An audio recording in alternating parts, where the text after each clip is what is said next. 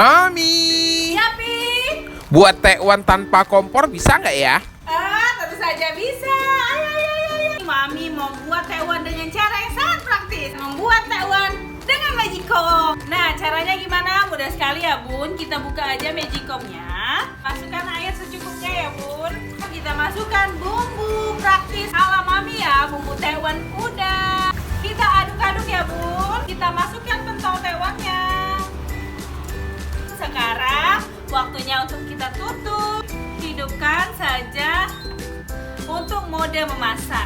Sambil menunggu tekwannya matang, kita rendam dulu sautnya dengan air dingin ya, biar nanti dia akan lembut dan enak dimakan. Kita siapkan dulu sautnya yang udah kita rendam tadi ya, Bun. Kita lihat ya apakah dia sudah matang. Dicek aja, Bun. Kalau dia udah mendidih, Bun, udah boleh disajikan. Wah, ini udah mendidih, udah bagus sekali ya, Bun. Sudah lembut pula. Udah siap untuk disajikan. Ide tepat sekali untuk anak kos yang nggak punya kompor atau males nih lagi mager ke dapur.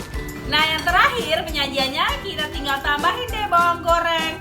Papi, Yummy. ini nih tekwan pakai Magicom-nya udah selesai. Yuk, komen di bawah yang mau dibahas lagi tips PP apa lagi nih. Jangan lupa ya like and share video Mami.